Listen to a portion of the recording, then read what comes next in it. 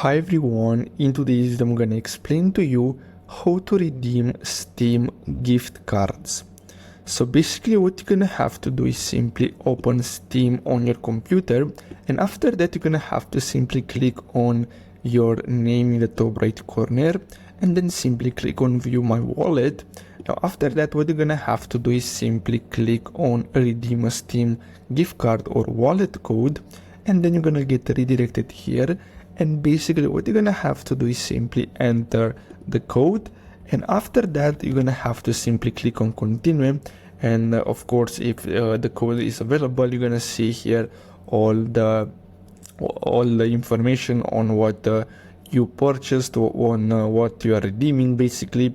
So basically this is how you can redeem Steam gift cards. I really hope you found this video helpful. Don't forget to like and subscribe, and I'll see you in the next video. Thanks for watching.